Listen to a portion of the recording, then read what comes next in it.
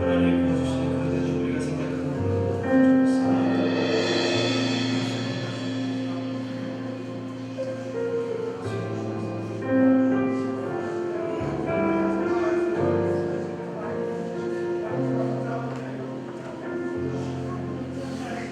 넘쳐나네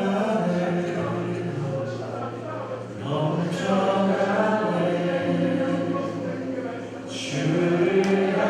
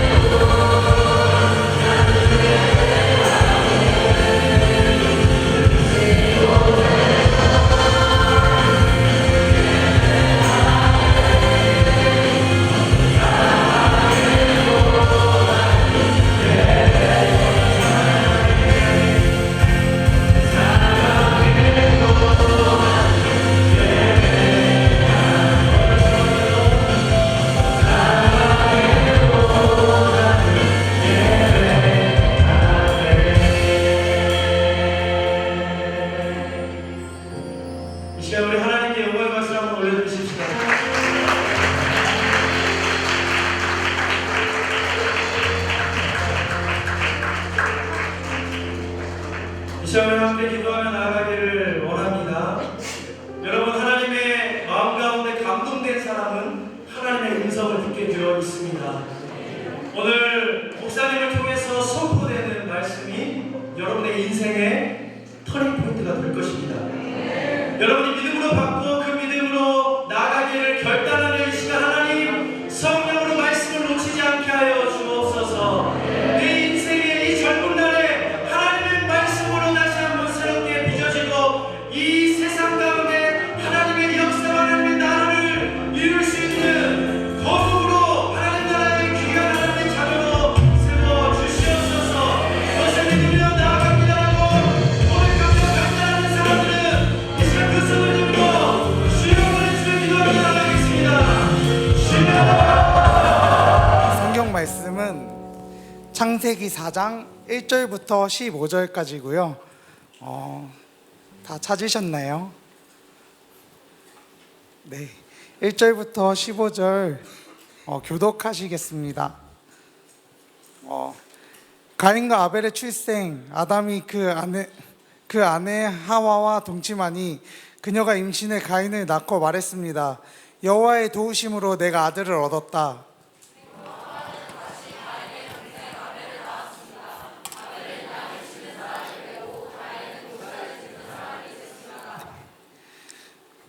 세월이 흐른 후 가인은 땅에서 난 것을 여호와께 제물로 가져오고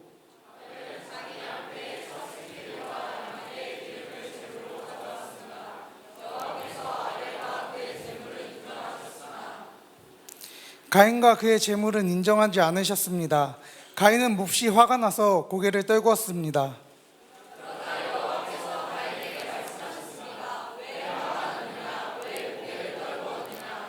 만약 내가 옳다면 어째서 얼굴을 들지 못하느냐? 그러나 내가 옳지 않다면 죄가 문 앞에 도사리고 있을 것이다. 죄가 너를 지배하려 하니 너는 죄를 다스려야 한다.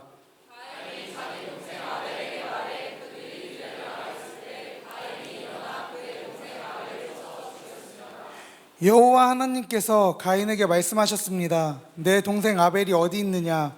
가인이 말했습니다. 모릅니다. 제가 동생을 지키는 사람입니까?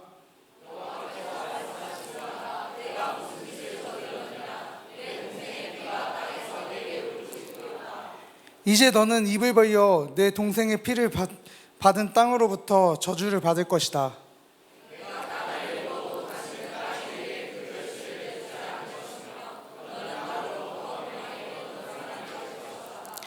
가인이 여호와께 말했습니다. 보십시오. 제 벌이 너무 무거워 견디기 어렵습니다.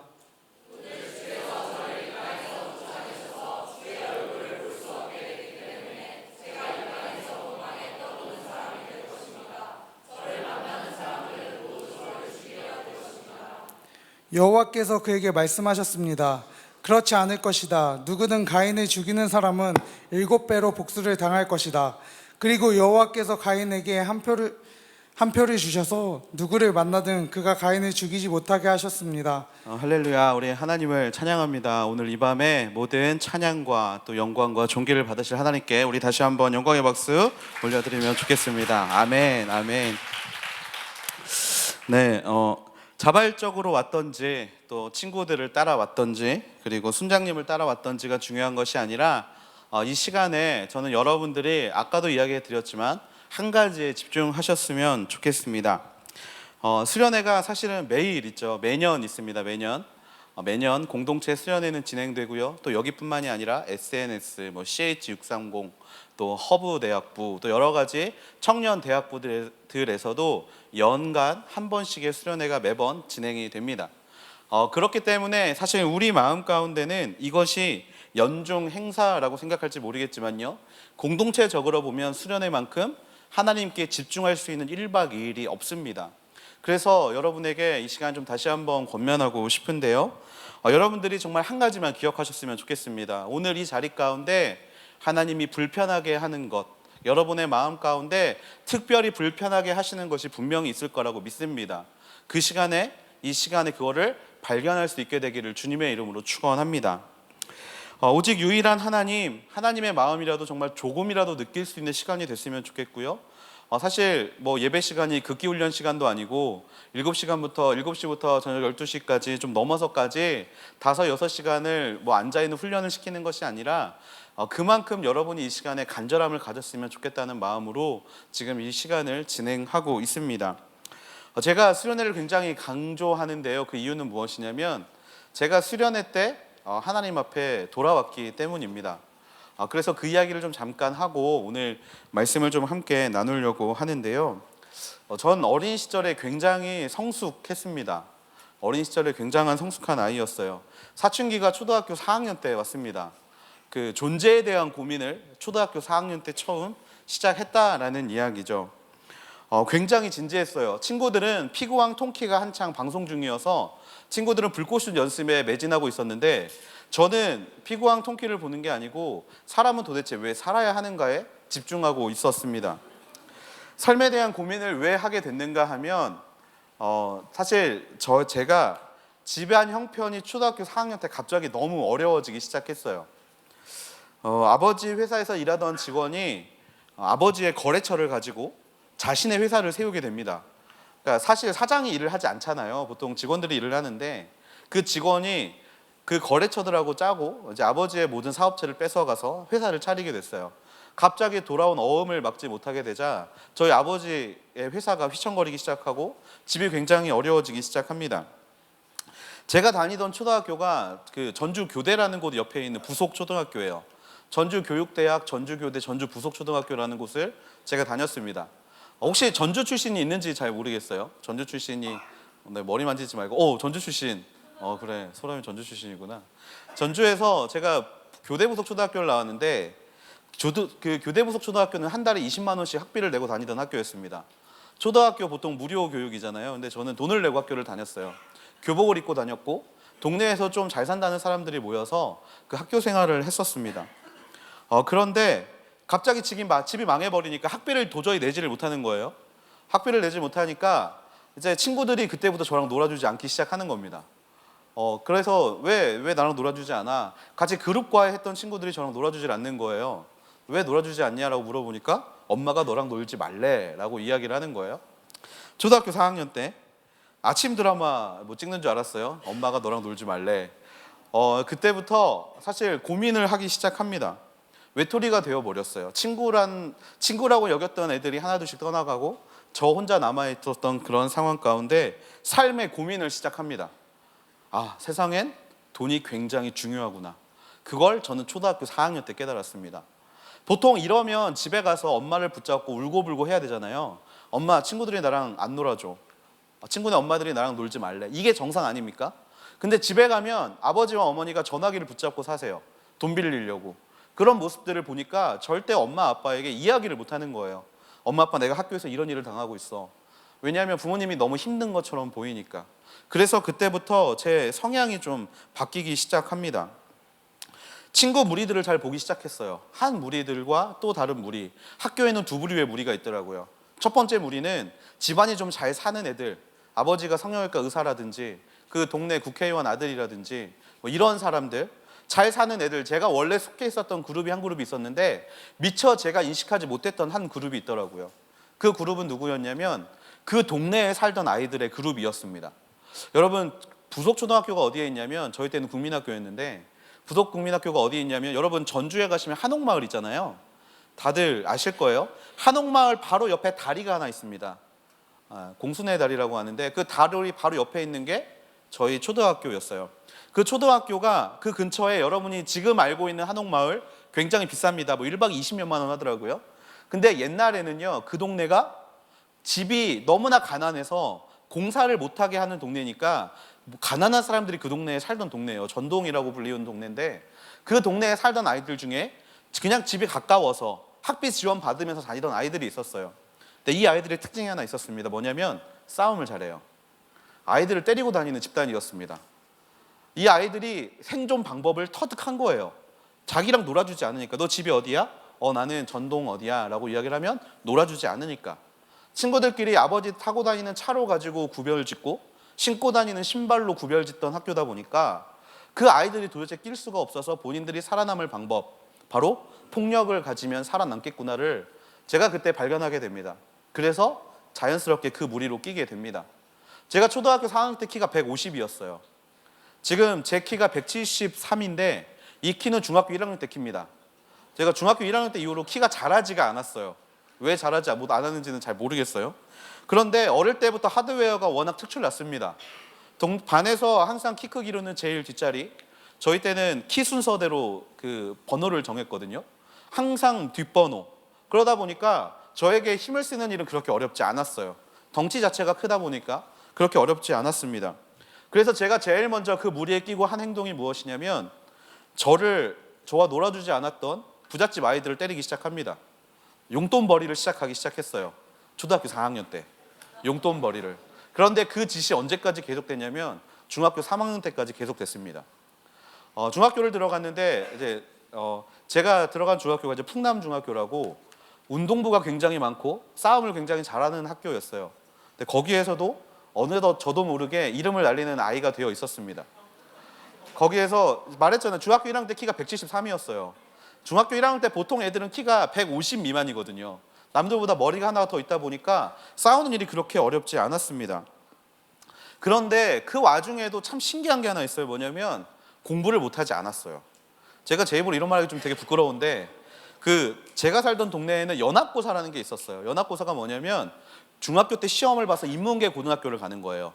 점수가 미달이 나면 인문계 고등학교를 갈 수가 없습니다. 근데 제가 반에서 공부를 그렇게 못하는 편이 아니었어요. 인문계 고등학교를 갈 형편이 됐는데 제 친구들은 다 공고, 상고, 농고 이런 데를 가는데 저 혼자만 인문계를 갈 점수가 되는 거예요. 그러니까 가고 싶겠습니까? 어린 마음에? 가고 싶지 않죠. 그래서 어머니한테 이야기를 했습니다. 엄마, 나 고등학교 안 가려고.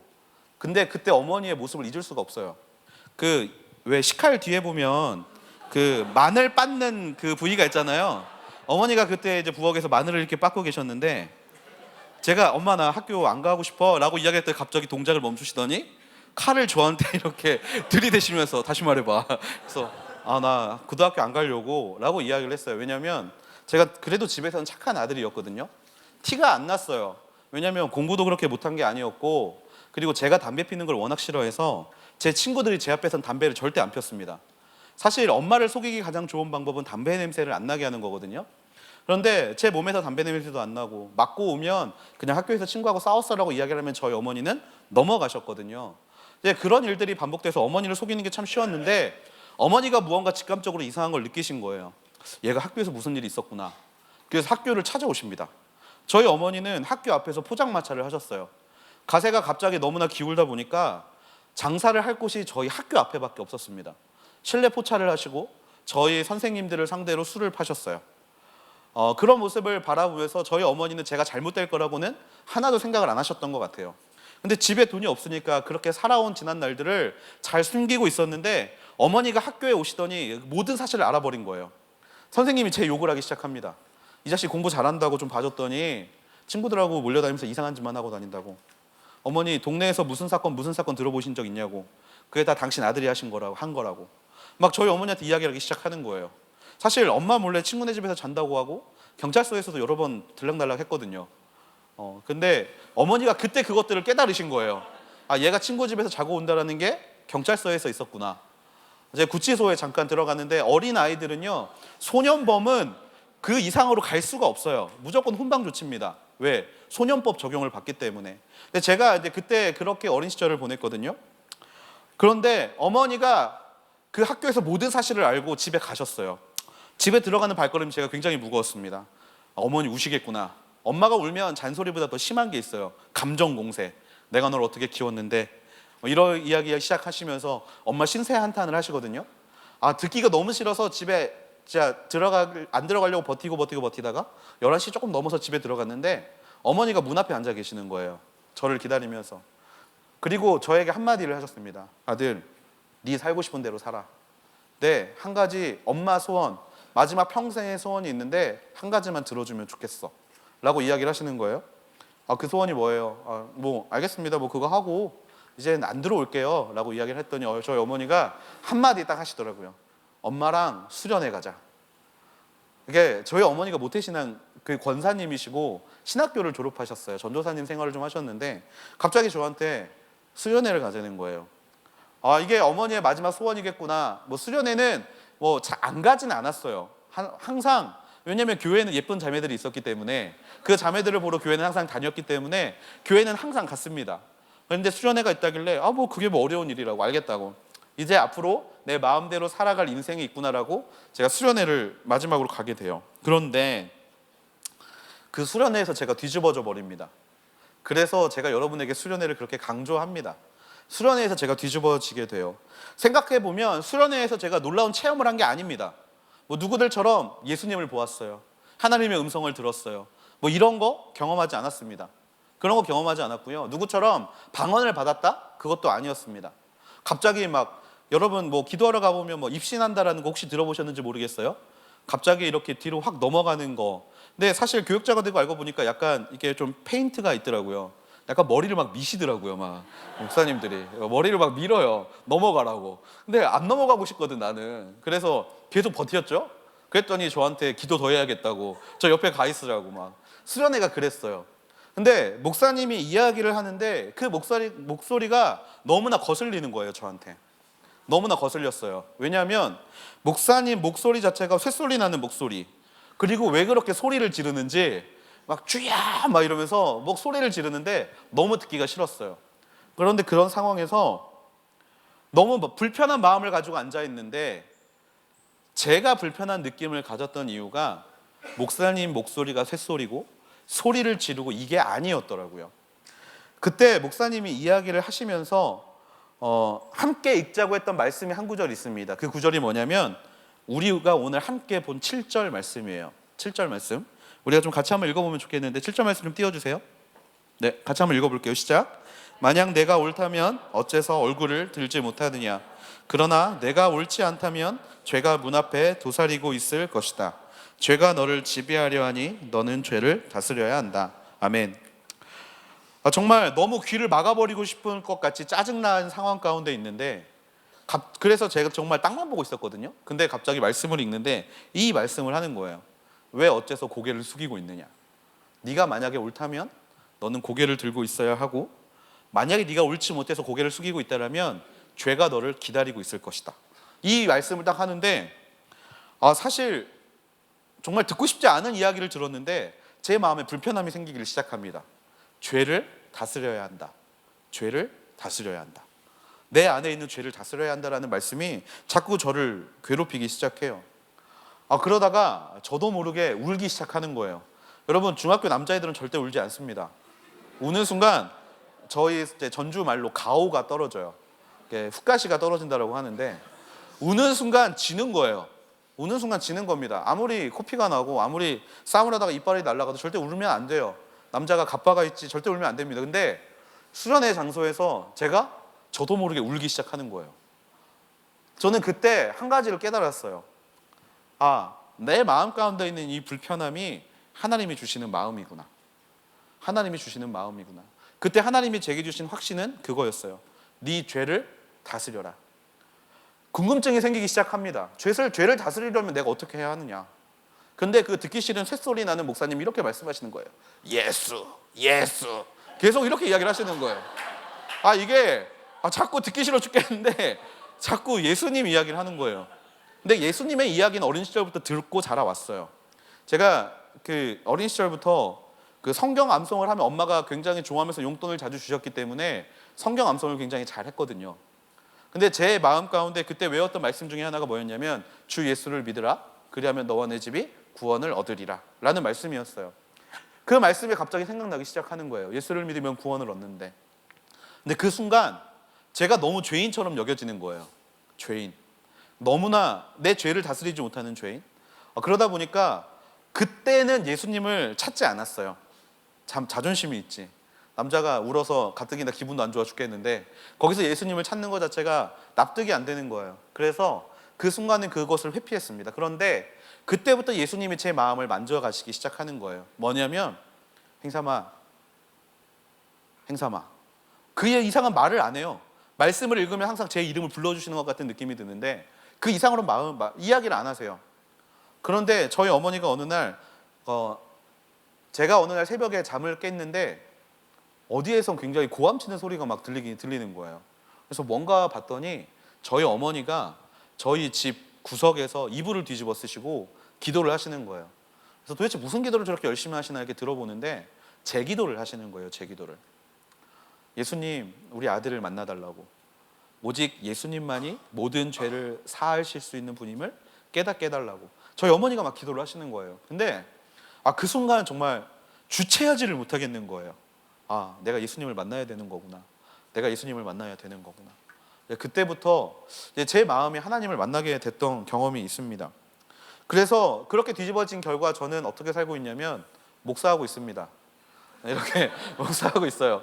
그래서 여러분에게 권면합니다. 여러분 가운데 오늘 수련회 이런 모든 시간들 동안 여러분의 마음을 불편하게 하는 하나님의 음성을 혹시 듣게 되신다면 그 음성을 붙잡고 변화될 수 있는 저와 여러분이 되기를 기도합니다. 우리 안에는요, 하나님의 성품이 있습니다. 하나님의 성품이 있어요.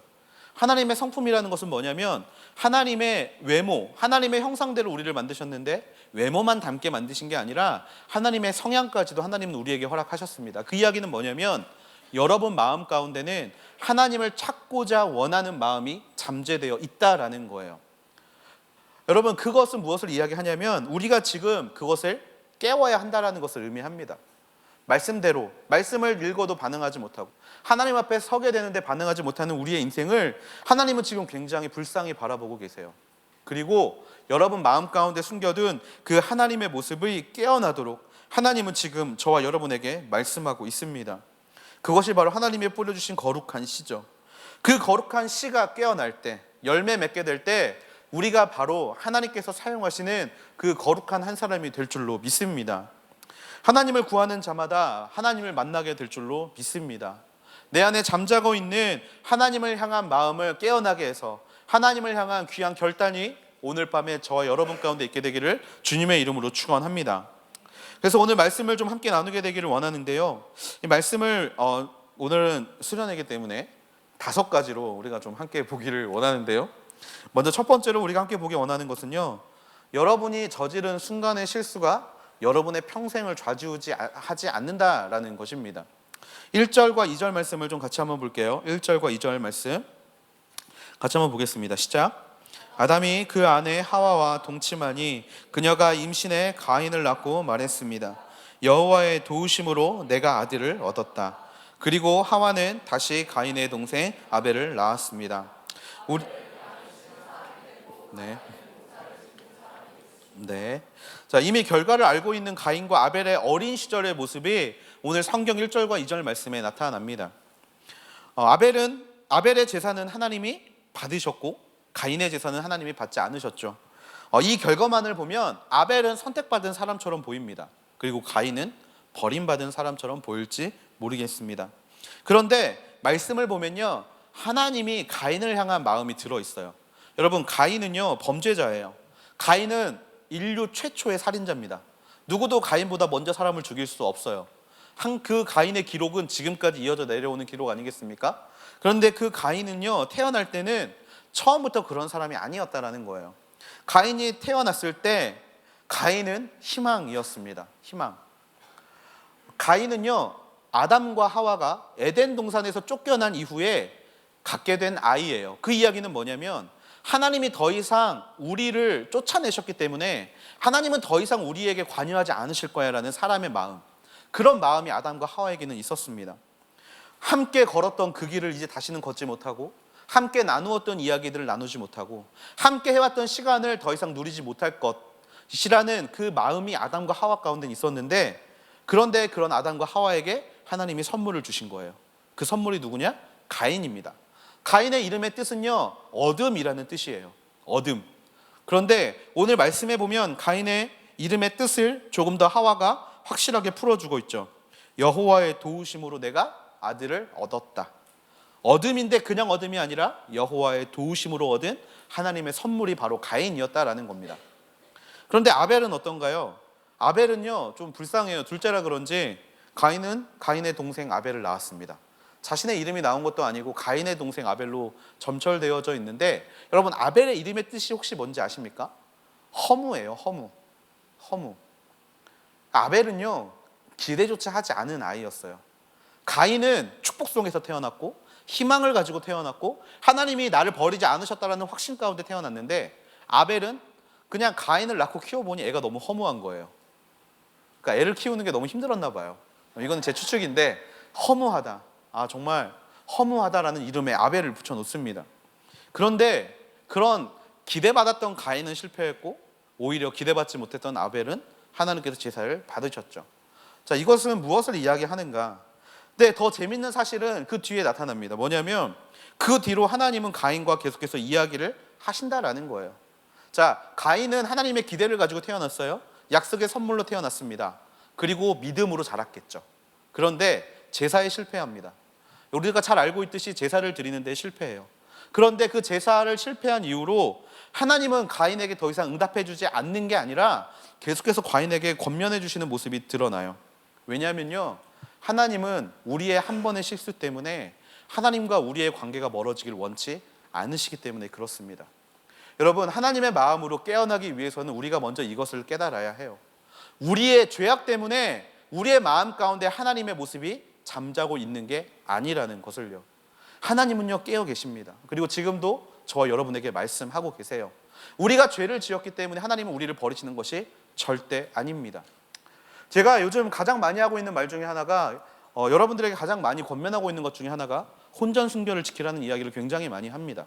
많이들 들어보셨을 거예요. 근데 제가 여러분에게 그 이야기를 하면서 꼭 하는 말이 있어요. 혹시 지금 그것을 지키지 못한 사람이 있다면 그래도 낙망하지 않게 되기를 바란다. 왜냐하면 하나님은 너의 과거의 실수를 책망하시는 분이 아니기 때문에. 내가 깨끗하지 못하다고 해서 하나님이 나를 버렸다라는 마음이 우리 안에 있습니다. 내가 죄를 짓기 때문에 하나님이 나를 버리신 거야. 내가 하나님 앞에 거룩하지 못하기 때문에 하나님은 나를 사랑하지 않으셔. 그런데 하나님은 가인의 모습을 통해서 확실하게 말씀하고 계세요. 사랑하는 아들, 사랑하는 딸아, 네가 죄를 지었니? 괜찮아. 괜찮아. 하나님은 계속해서 그렇게 우리에게 계속해서 이야기를 하고 계시다라는 겁니다. 한번 실수하셨습니까? 괜찮습니다. 하나님은 그 사람이 돌아오기를 바라세요. 끊임없이 바라십니다. 누가복음 15장에 보면 탕자의 비유가 나옵니다. 여러분 잘 알고 있는 탕자의 비유. 아들이 아버지를 욕하고 떠났어요. 뭐라고 욕을 했냐면 아버지 빨리 죽었으면 좋겠다고. 유산을 달라는 건 그런 의미거든요. 나는 아빠가 빨리 죽었으면 좋겠어. 나는 아빠가 빨리 그냥 그 생명이 끊어져서 내가 아빠 거를 좀 얻었으면 좋겠어. 그래서 유산의 3분의 1을 가지고 나갑니다. 왜? 3분의 2는 장자의 것이기 때문에. 둘째 아들은 뭐 형의 몫은 인정을 해주고 자기 걸 들고 나가죠. 근데 여러분, 그때부터 아버지의 모습을 우리는 주목해서 봐야 돼요. 아버지는요, 문 밖에서 아들을 기다리고 있습니다. 아들이 아빠 보고 아빠가 죽었으면 좋겠어. 아빠가 빨리 죽었으면 좋겠어. 나 내 맘대로 살 거야 라고 이야기를 해도요, 아빠는요, 아들을 기다리고 있어요. 그게 하나님의 마음이에요. 여러분들이 죄를 지었어요. 죄를 짓는 건 나쁜 겁니다. 그건 나쁜 거예요. 하지만 그렇다라고 하나님은 여러분을 절대 미워하거나 여러분을 절대 버리시지 않습니다. 하나님은요, 여러분이 돌아오기를 기다리세요. 그리고 여러분이 돌아오는 순간 탕자의 비유에 나오는 아버지처럼 맨발로 여러분을 향해 뛰어나오게 되어 있습니다. 여러분, 그 마음을 알게 되기를 정말 주님의 이름으로 간절히 축원합니다. 하나님이 정말 내 죄악 때문에 하나님이 나를 받지 않을 것 같다는 마음 때문에 정말 여러분의 마음대로 살고 계시는 분이 있습니까? 주 앞에 돌아오십시오. 하나님은 여러분들이 하나님의 마음을 알게 되기를 원합니다. 여러분이 깨어나기를 원해요. 그 마음을 알게 되기를 원하십니다. 그리고 하나님은요, 여러분들을 계속해서 기다리시는데 기다리시는 이유는 하나입니다. 뭐냐면 여러분이 거기에서 회복되기를 원하는 마음에 하나님은 기다려 주신다라는 거예요. 15절 말씀에 보면요, 이런 말씀이 있습니다. 여호와께서 그에게 말씀하십니다. 그렇지 않을 것이다. 누구든 가인을 죽이는 사람은 7배로 복수를 당할 것이다. 그리고 여호와께서 가인에게 한 표를 주셔서 누구를 만나든 그가 가인을 죽이지 못하게 하셨다라는 말씀이 나옵니다. 사실 가인은 죽어야 되는 존재예요. 왜? 죄를 지었으니까. 죄의 값은 사망이니까. 그런데 하나님은 그런 가인을 그냥 내버려 두지 않으세요. 계속해서 말을 거십니다. 가인아, 내 동생은 어디 있냐? 너 왜 고개를 숙이고 있냐? 그리고 너 왜 그렇게 지금 두려워하고 있느냐? 그러면서 가인에게 한 표를 주시죠. 죽지 않을 표. 그것은 무엇을 의미합니까? 예수 그리스도를 의미합니다. 여러분과 내가 돌아오기를 바라는 마음으로 하나님은 그 표를 준비해 놓고 계세요. 우리가 하나님 앞에 하나님을 실망시킬 수 있습니다. 실망시킬 수 있어요. 순간에 잘못된 판단으로, 순간의 욕정으로, 또 순간에 우리의 욕심으로 잘못된 판단을 선택할 수 있어요. 근데 하나님은 그럴 때마다 우리를 절대 뭐라 하지 않으세요. 그리고 기다려주시면서 선물을 주셨습니다. 그게 누굽니까? 예수 그리스도. 죽지 않을 표. 우리가 죽을 수밖에 없지만 죽지 않을 표를 하나님은 우리에게 주셨어요. 왜? 우리가 회복되기를 원하시기 때문에. 여러분, 우리의 모습은요 언제든지 회복될 수 있습니다. 우리는요 언제든지 하나님 앞에 엎드릴 수 있고요, 우리는 언제든지 하나님 앞에 무릎 꿇을 수 있습니다. 그게 하나님이 우리에게 주신 회복의 능력이고 예수 그리스도를 주신 이유라는 겁니다. 그래서 저는 여러분이 그 예수 그리스도를 깨닫게 되기를 바랍니다. 우리를 외면하지 않는 하나님, 그 하나님의 마음을 이 시간 깨닫게 되기를 주님의 이름으로 축원합니다. 그리고 두 번째로 함께 보고 싶은 게 있는데요, 하나님은요 말씀대로 살아가는 우리의 모습을 보기를 원하십니다. 4절과 5절 말씀 같이 한번 읽어볼게요. 4절과 5절 말씀 같이 한번 보겠습니다. 시작. 아벨은 자기 양떼의 첫 새끼들과 양떼의 기름을 제물로 가져왔습니다. 여호와께서 아벨과 그의 제물은 인정하셨으나 가인과 그의 제물은 인정하지 않으셨습니다. 네, 오늘 4절과 5절 말씀에 보면요, 제사를 어떻게 드렸는지가 나오고요, 또 그 제사의 결과가 나옵니다. 그런데 이 결과만을 보면 정말 아벨의 제사는 하나님이 받으셨는데 가인의 제사는 받지 않으셨죠. 그런데 이 제사에는 차이가 있었습니다. 무슨 차이가 있었느냐? 바로 믿음이 있는 자와 믿음이 없는 자의 차이가 있었습니다. 그런데요, 믿음이 있고 없고를 보기 전에 우리가 그 전에 한 가지를 더 보기를 원하는데, 여러분 믿음에 대해서 우리가 조금 더 생각해 보는 시간이 좀 있었으면 좋겠어요. 여러분은 믿음을 도대체 무엇이라고 생각하십니까? 마음으로 믿어 의에 이르고 입으로 시인하여 구원을 얻는다. 그냥 마음 가운데 하나님을 인정하는 게 믿음이다 라고 혹시 여러분은 생각하고 있지는 않으십니까? 여러분, 믿음은요 마음에 머무르는 것이 아닙니다. 믿음은요 우리가 살아내야 하는 것이에요. 그 대표적인 게 오늘 우리가 방금 본 말씀에 들어있어요. 우리는 자꾸 믿음에서 지름길을 찾습니다. 어떻게 하면 믿음이 빨리 좋아질까? 왜? 믿음이 좋아지면 그만큼 하나님이 왠지 우리에게 주실 게 많아 보이기 때문에 우리는 믿음의 숏컷을 자꾸 찾아요. 그런데 여러분, 믿음에는요 지름길이 없습니다. 믿음에는 지름길이 없어요. 믿음은요 순서를 밟아가야 합니다. 가인의 제사를 왜 하나님이 받지 않으셨고 아벨의 제사는 왜 받으셨는가? 그것을 이해하기 위해선 아벨의 제사의 모습을 보아야 합니다. 4절 말씀에 보면 아벨은 이렇게 제사를 드렸다라는 모습이 나와요. 양떼의 첫 새끼들과 양떼의 기름을 제물로 가져왔다라고 이야기를 합니다. 이게 무슨 이야기냐면요, 아벨의 제사는 하루아침에 준비된 게 아니라는 거예요. 아벨의 제사는 순간 준비된 게 아니라는 것을 의미합니다. 양떼가 첫 새끼를 낳을 때를 기다렸던 거고요, 그 첫 새끼가 자라서 제물로 쓸 때까지 1년 될 때까지 그 양을 키웠다라는 겁니다. 그냥 키운 게 아니라 흠 없고 정결하게 그 양을 키운 거예요. 한마디로 처음부터 목축업을 할 때부터 아벨에게 있어서 첫 새끼를 하나님께 드리겠다라는 믿음이 시간이 지나도록 자라왔다라는 거예요. 그리고 그 마음을 가지고 이제 하나님께 제물을 드려야지라고 그 양을 그냥 드린 게 아니에요. 기름을 일일이 발라서 하나님께 드렸습니다. 여러분, 삼겹살을 좋아하시죠? 삼겹살을 보세요. 기름층이 여러 가지가 있잖아요. 근데 여러분, 양의 기름을 들였다는 건 뭐냐면요, 그 기름층을 일일이 구별했다라는 거예요. 하나님이 하나님께 그 기름을 드려야겠다라는 마음으로 그 고기의 부위에 대해서 기름을 계속 다 잘라서 구별해서 하나님께 드렸다라는 겁니다. 그 얼마나 힘든 시간이 제사 가운데 있었습니까? 그런데 가인은 어땠냐면요, 믿음의 숏컷을 찾았어요. 하나님께 드려야지 준비하지 않았습니다. 수확이 있으면 그걸 그냥 하나님께 드렸고요, 그냥 그거를 어떤 모양을 가지고 그냥 어떤 모양 이런 게 중요한 게 아니라 드림이 됐으면 됐지 라고 생각을 하면서 그것을 드렸어요. 근데 여러분, 어떤 분들은 이거를 착각하고 있더라고요. 양을 드려야 하나님이 받으시고 곡식을 드리니까 안 받으신 거라고 착각하시는 분들이 있더라고요. 근데 그게 절대 아닙니다. 곡식으로 드리는 제사도 있어요. 양으로 제사를 드리는 뿐만 아니라 그 이유가 아니라 정말 대충 드린 거예요. 대충 그냥 잠깐 그냥 제사해야 돼? 알았어. 그냥 이거 잠깐 드리면 되지 라고 생각했다라는 겁니다. 여러분, 아벨과 가인은 형제였어요. 같은 믿음의 유산을 받은 사람입니다. 부모가 같은 것을 가르쳤고 부모가 항상 똑같은 것으로 그들을 권면했어요. 제사에 대한 부분 알려주지 않았겠습니까? 아니요. 분명히 알려줬을 겁니다. 하나님 앞에는 이렇게 제사하라는 것을 알려줬을 거예요. 그런데 아벨은 긴 시간 동안 그것을 준비해 왔고요. 가인은 긴 시간 동안 그것을 준비하지 않았던 것이 차이였습니다. 여러분, 쇼컷을 좋아하시면 안 됩니다.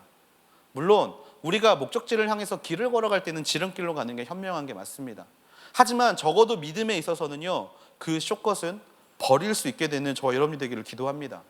여러분, 회사 취직할 때 우리 어떻습니까? 우리의 모습이 회사 취직할 때 보면 어떠냐면요, 컨설팅 받습니다. 자기소개서 잘 쓰면 저기는 된대더라. 컨설팅을 받아요. 그리고 또 인적성 검사 같은 거, 어떤 식으로 인적성 검사를 준비하면 그 회사에 들어갈 수 있다라고 여러분 생각하시죠? 그런데 재밌는 거는요, 우리는 그렇게 컨설팅을 받으면서 쇼컷을 찾습니다. 돈을 지불하면서 무언가를 얻기 위해서 달려가요. 근데 여러분, 그 시간에 누군가는요, 그 시간에 끊임없이 땀 흘리고 있다는 것을 기억하셔야 합니다. 우리는 노력하지 않고 무언가를 얻으려는 것이 너무나 익숙해져 있어요. 여러분, 고3 때 무슨 기도하셨습니까? 수능 대박 기도하지 않으셨습니까? 안 했어? 네, 안 했으면 잘했네요.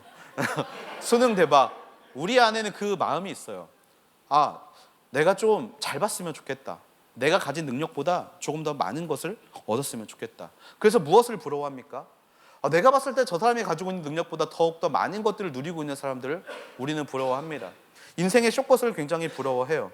가진 능력보다 더 좋은 것을 얻고자 하는 마음. 그런데 그런 모습이 삶의 모습에서뿐만 아니라 신앙의 모습에도 동일하게 나타난다라는 거예요. 그게 큰 문제라는 겁니다. 하나님은요, 우리의 모든 인생을 허투루 살기를 원하지 않으세요. 말씀은 하루아침에 세워지는 게 아닙니다.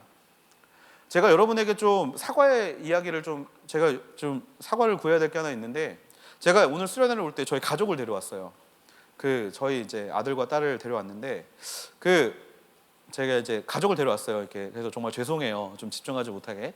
근데 가족을 데려온 이유가, 저희 와이프가 지금 병중에 있다 보니까 이게 제가 없으면 굉장히 불안해해요. 그래서 제가 이제 1박 2일 자리를 비우고, 이제 다음 주에도 저희가 이제 MC 모임이 있어서 1박 2일 자리를 비우게 되는데, 이제 그 시간이 좀 너무 힘든 거예요. 그래서 제가 그거를 좀 보기가 너무 힘들어서 이제 저희 아내를 데려왔어요. 데려왔는데, 이제 그 모습을 보고 이제 어떤 사람들은 저한테 이제 그렇게 이야기를 해요.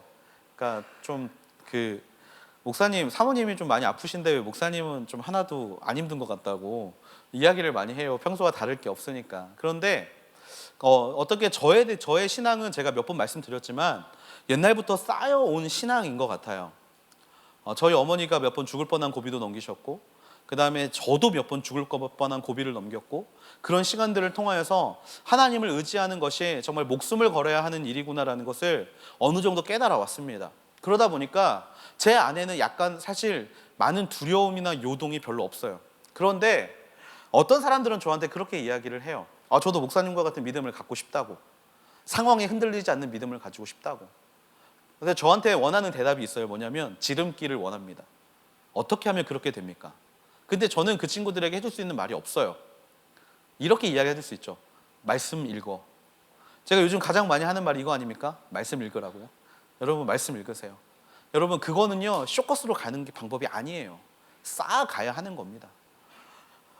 우리는 요셉이 되고 싶어 해요. 요셉 멋있잖아요.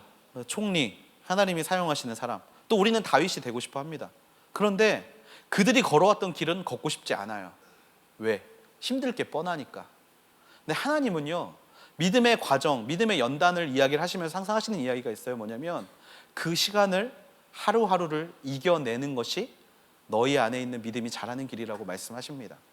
아벨은요, 그것들을 행한 거예요. 믿음이 자라나도록 매일매일의 시간을 하나님께 드린 겁니다.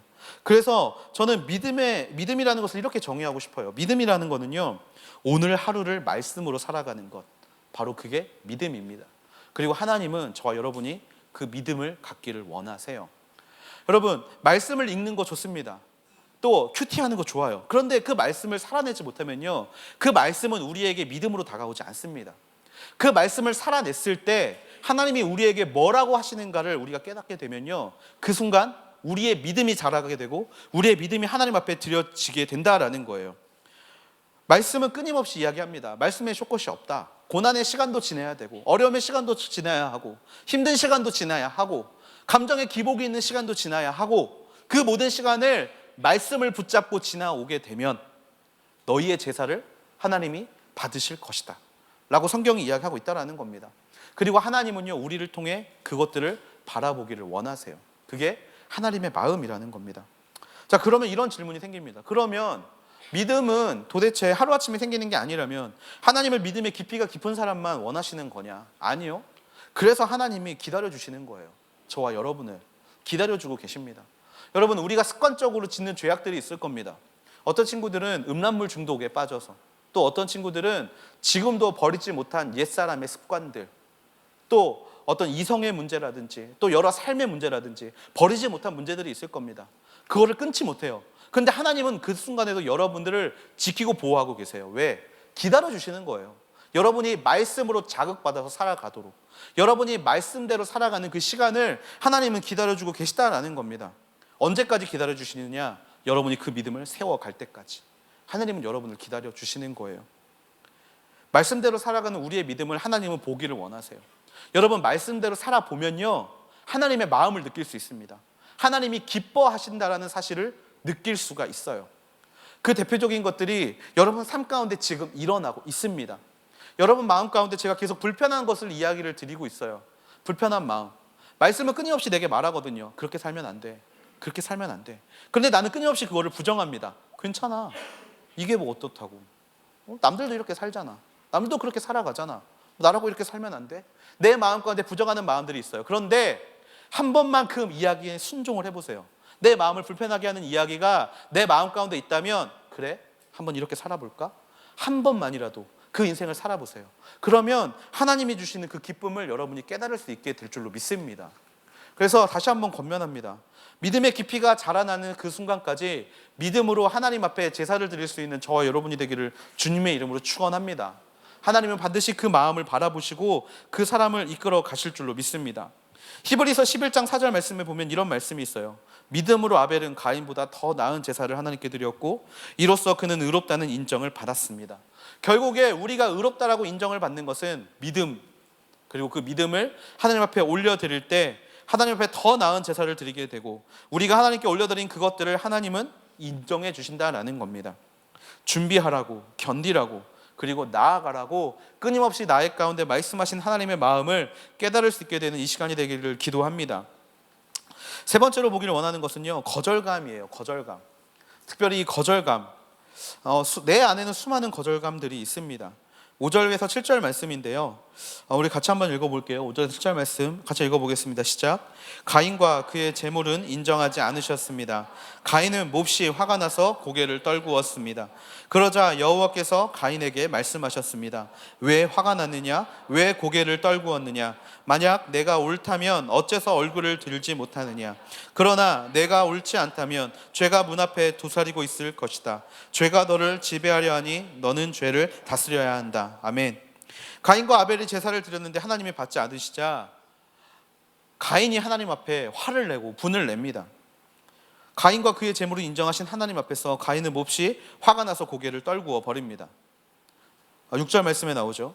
왜 화가 났느냐? 왜 고개를 떨구었느냐? 사실 우리가 하나님의 마음을 깨닫지 못하게 하는 가장 큰 이유 중에 하나가 바로 이 거절감입니다. 왠지 거절받은 것 같은 느낌, 왠지 하나님은 나를 인정해 주지 않을 것 같은 느낌, 왠지 내가 드리는 것 하나님이 거룩하지 않다라고 말하실 것 같은 느낌, 이 거절감이 우리 안에 있습니다. 화를 내는 가인의 마음 가운데 이 거절감이 있어요. 가인은 사랑받아온 사람이죠. 자기 뜻대로 모든 것들을 진행해왔던 사람입니다. 아들이 태어났을 때 하나님이 주신 거야 라고 이야기를 하고요, 이 아들이 자라났을 때 장자로서 얼마나 많은 축복과 얼마나 많은 사랑을 받아왔겠습니까? 한 번도 가인에게는 이 거절감이 찾아온 적이 없을 거예요. 그런데 우리 인생에도 사실 이 거절감이 찾아오는 건 굉장히 낯선 문제입니다. 여러분들은 다 집안에서 예쁜 딸, 귀한 아들 아닙니까? 그리고 항상 여러분이 좋은 것들을 얻으면서 살아왔고요, 원하는 것들을 누리면서 살고 살아오셨죠. 사실 제 딸도 그렇게 키우고 있습니다. 보시면 알겠지만 굉장히 애가 애교가 많아요. 근데 애교가 많은 거는요, 사랑받기 때문에 애교가 많은 겁니다. 저희 아들도 이렇게 보면 애가 사랑받는 법을 알아요. 제 눈치도 굉장히 잘 보는데, 이제 사실 저희 아들과 딸에게 화를 내지 않으려고 굉장히 참으면서 살아옵니다. 저희 자녀들뿐만 아니라 여러분들도 그런 존재잖아요. 그런데 왠지 하나님 앞에서는 거절감이 있습니다. 뭐냐면 내가 죄인이기 때문에 받는 거절감이 있고요. 그 다음에 왠지 내가 하나님께 구하는 것들이 들어지지 않는 것에 대한 거절감들이 있어요. 하나님께서 이 자리가 축복된 자리라고 말씀하셔서 내가 그 자리를 섬기고 들어갔는데 그 자리 가운데 너무나 힘듦이 많습니다. 굴곡이 너무 심해요. 왜 힘들지? 하나님이 하라고 하셨는데 내가 이거를 잘못 들은 건가? 내가 선택을 잘못한 건가? 사실 그것도 거절감의 일종입니다. 그런데 하나님은요, 그 거절감이 나에게 찾아올 때 끊임없이 나에게 그 거절감이 어디에 왔느냐라고 물어보시는데, 사실 우리는 그 거절감의 대상을 하나님께 돌릴 때가 너무나 많습니다. 아니, 하나님 왜 내 기도는 들어주지 않습니까? 왜 나는 이렇게 힘든데 하나님은 도대체 어디 있습니까? 왜 하나님은 나를 도와주지 않죠? 저 사람은 이렇게 잘 도와주고 저 사람은 이렇게 정말 형통한 길로 인도해 주시면서 왜 저는 하나님이 그렇게 붙잡아 주지 않으시고 인도해 주지 않으십니까? 나 나름 믿음 좋게 살아왔다라고 하는데 왜 나는 이렇게 힘듦을 겪어야 하고 왜 나한테만 이런 일이 일어나야 합니까? 사실 이것이 다 거절감에 대한 문제입니다. 그런데 하나님이 그때 우리에게 하시는 말씀이 있어요. 뭐냐면 7절 말씀인데요, 내가 옳지 않다면 죄가 문 앞에 도사리고 있을 것이다. 결국에 우리의 거절감의 원인은 우리는 어디에서 찾아야 하냐면 하나님에 대한 원망에서 찾아야 되는 것이 아니라 우리 마음 가운데 있는 죄에서 찾아야 할 줄로 믿습니다. 우리가 구하는 것이 왜 들어지지 않습니까? 그 안에 죄가 있기 때문입니다. 우리가 하나님 앞에 갈망하는 것들이 왜 이루어지지 않습니까? 그 안에 죄가 있기 때문입니다. 결국에 그 죄 때문에 하나님은 우리를 거절하세요. 정확히 말하면 우리의 존재를 거절하시는 게 아니라 우리 안에 있는 죄를 거절하신다라는 겁니다. 그 자리 가운데 축복받으시고 싶으십니까? 여러분의 죄의 문제를 하나님 앞에 올려드려 보십시오. 가인에게 있어서 죄의 문제는 무엇이었는가? 독점하려는 게 죄였어요. 독점하려는 게 죄. 하나님도 내가 독점하고 싶고 나의 행동을 생각하는 게 아니라 모든 것을 독점하고 싶었던 게 그 안에서 죄였습니다. 그 구함에 있어서 그 안에 욕심, 또 그 안에 아벨을 미워하는 애증의 마음, 그 모든 것들이 하나님 보시기에 죄였기 때문에 하나님은 그를 거절하셨다라는 거죠. 거절감은 다시 한번 말씀드리지만 존재에 대한 거절이 아닙니다. 죄에 대한 거절입니다. 그래서 혹시 여러분의 마음 가운데 하나님을 향한 이 거절감이 있다라면 하나님 앞에 여러분의 죄악을 한번 회개해 보십시오. 그러면 여러분 안에 하나님의 그 생명의 마음을 깨워 주실 줄로 믿습니다. 그리고 마지막으로 좀 함께 보기를 원하는 것은요, 13절에서 15절 말씀인데요, 우리 같이 한번 13절과 15절 말씀 같이 한번 읽어보겠습니다. 시작. 가인이 여호와께 말했습니다. 보십시오, 제 벌이 너무 무거워 견디기 어렵습니다. 오늘 주께서 저를 이 땅에서 쫓아내셔서 주의 얼굴을 볼 수 없게 됐기 때문에 제가 이 땅에서 도망해 떠도는 사람이 될 것입니다. 저를 만나는 사람들은 모두 저를 죽이려 들 것입니다. 여호와께서 그에게 말씀하셨습니다. 그렇지 않을 것이다. 누구든 가인을 죽이는 사람은 7배로 복수를 당할 것이다. 그리고 여호와께서 가인에게 한 표를 주셔서 누구를 만나든 그가 가인을 죽이지 못하게 하셨습니다. 아멘. 결국에 하나님이 우리 안에 있는 이 죄의 문제를 건드리기를 원하세요. 왜? 죄가 없어야 하나님의 마음을 깨달을 수 있기 때문에, 특별히 이 죄가 없어야 하나님을 더욱더 바로 볼 수 있기 때문에 하나님은 우리 안에 있는 이 죄의 문제를 건들기를 원하십니다. 그리고 다시 한번 여러분의 믿음의 길을 다시 한번 세워가기를 원하시죠. 왜냐하면 하나님이 우리에게 주고 싶은 궁극적인 목적 때문에 그렇습니다. 그것은 바로 하나님은 우리가 죽기를 원하지 않는 것을 원하십니다. 하나님은 저와 여러분이 죽기를 원치 않으세요. 죄의 싹은 사망입니다. 그런데 하나님은요, 그 죄의 싹을 없애고 싶어 하세요. 누구로 말미암아? 예수 그리스도로 말미암아.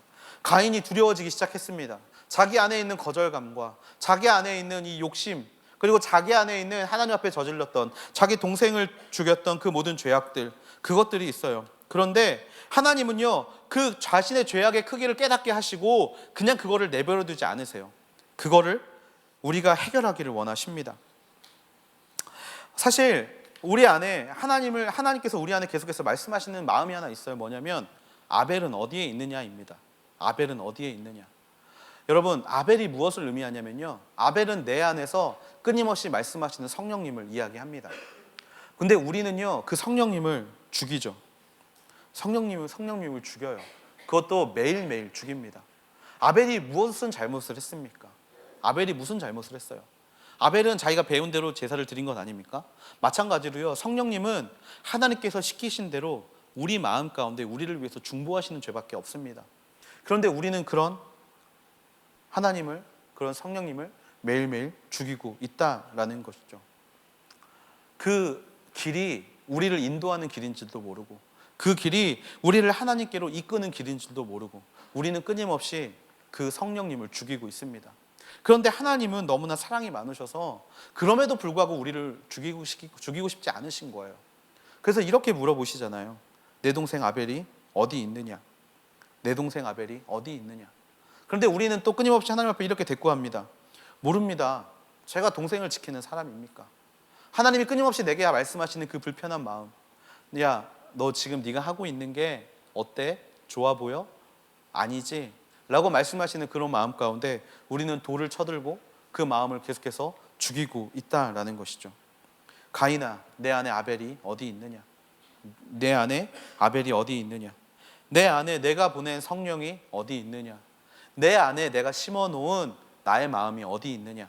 하나님은 끊임없이 우리에게 물어보십니다. 그런데요, 하나님이 듣고 싶으신 대답은 내가 내 동생을 지키는 자입니까? 라는 대답이 아닙니다. 하나님이 듣고 싶은 대답은요, 하나님, 제가 그 마음을 죽였습니다. 하나님, 제가 그 마음을 죽였습니다. 하나님은요, 우리에게 그 대답을 듣기를 원하세요. 그 대답을 듣기 원하시는 마음은요, 바로 우리를 살리시기 위해서, 우리를 살리기 원하시기 때문에 하나님은 끊임없이 우리에게 그 마음을 물어보십니다. 내 안에 가인은 어디 있느냐? 보십시오, 제 벌이 너무 무거워 견디기가 어렵습니다. 주께서 저를 이 땅에서 쫓아내셔서 주의 얼굴을 볼 수 없게 됐기 때문에 제가 이 땅에서 도망해 떠도는 사람이 될 것입니다. 하나님, 제 아내 아벨을 제가 죽인 거 제가 너무나 잘 알고 있어요. 그래서 하나님 앞에 가까이 갈 수 없을 것 같습니다. 평생 도망쳐야 할 것 같아요. 그런데 그때에도 하나님은 우리를 버리지 않으시죠. 그렇지 않을 거야. 아무도 너를 죽이지 않을 거야. 나의 표가 너하고 함께하기 때문에 아무도 너를 해치 않을 거야. 아무도 너를 상하게 내가 놔두지 않을 거야. 하나님은 끊임없이 우리에게 그렇게 말씀하십니다. 죽기 원하지 않는 마음으로, 정말 우리 모두가 살아나기를 원하는 마음으로. 그리고 이 시간에도 하나님이 저와 여러분에게 그렇게 말씀하고 계십니다. 사랑하는 아들아, 사랑하는 내 딸아, 너희를 향한 이 애끓는 나의 마음을 너희가 알아줬으면 좋겠다. 애끓는 마음을 너희가 깨달았으면 좋겠다. 그래서 이 시간 저 여러분에게 마지막으로 한 가지만 더 권면하고 싶습니다. 하나님은 이 시간 여러분들을 기다리고 계십니다.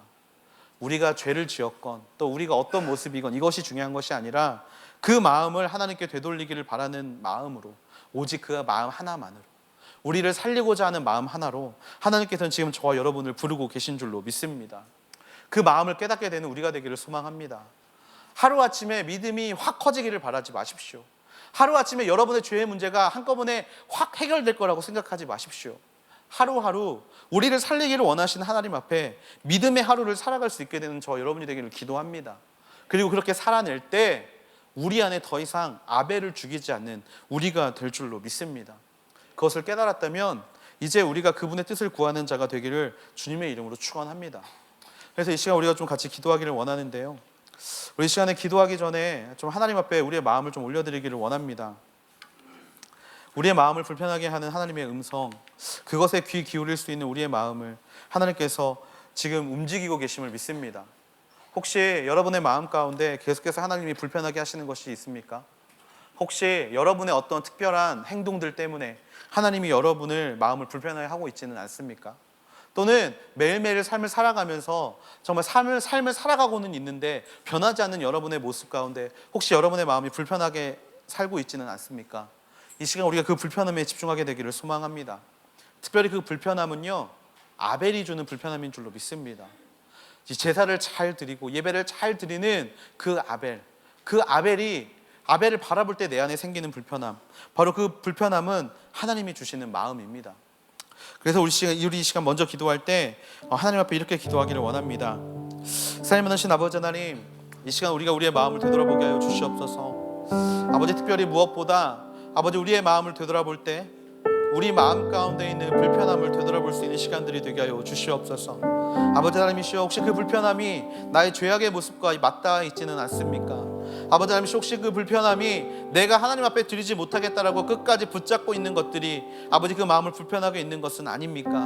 하나님, 끝까지 하나님 앞에 내어놓고 싶은데 아버지, 나의 마음과 나의 생각이 그것들을 놓지 못하게 하여서 아버지 끝까지 그 마음을 붙잡고 있다 보니 내 마음이 불편해지고 있는 것은 아닙니까? 하나님, 이 시간 우리가 그것들에 집중할 수 있는 시간들이 되게 하여 주시옵소서. 아버지, 그리고 이 시간 우리가 함께 주 앞에 기도하기를 원합니다. 특별히 내 마음 가운데 있는 죄악들을 놓고 주 앞에 기도할 수 있는 그런 귀한 시간들이 되게 하여 주시옵소서. 아버지, 내 안에 있는 음란함과 내 안에 있는 연약함과 아버지, 내 안에 다른 사람들이 알면 아버지 고개를 들 수 없을 것 같은 그런 부끄러운 마음들이 아버지 내 안에 있음을 고백합니다. 아버지, 정결하지 못한 나의 모습, 아버지 하나님 앞에 한 번 죄를 짓고 주 앞에 다가가지 못하겠다라고 아버지 고백하며 살아가는 나의 모습, 아버지 그 모든 모습을 이 시간에 내려놓게 하여 주시옵소서. 하나님은, 아버지 하나님은 우리의 마음을 하나님 앞에 올려드리기를 원하십니다. 하나님은 우리의 한 번의 실수를 가지고 우리의 평생의 모든 것들을 바꾸시는 분이 아니십니다. 하나님은 계속해서 우리를 기다리고 계시고 계속해서 우리가 하나님 앞에 그 죄악을 고백하기를 기다리고 계시는 분이신 줄로 믿습니다. 아버지 하나님이시여, 이 밤 가운데 우리가 함께 기도할 때 아버지, 우리의 마음 가운데 있는 모든 죄악을 주 앞에 내어놓게 하여 주시옵소서. 우리를 다시 받아주시는 그 하나님 앞에 우리의 더러운 모든 것들을 내어놓게 하여 주시옵소서. 아버지, 그렇게 주 앞에 우리의 죄악을 고백하며 하나님의 마음을 깨달아 알게 되는 그런 귀한 시간들이 되게 하여 주시옵소서. 우리 마음 가운데 있는 죄악을 가지고 하나님의 예수 그리스도의 보혈을 의지함으로 그 죄악들을 정리시켜달라고 아버지 하나님이시여, 우리의 마음에 찾아와 주셔서 우리 안에 모든 더러움을 사하여 주셔달라고, 우리의 죄악들을 위하여 우리의 죄악들을 주 앞에 내어놓고 이 시간 주여 한번 부르시고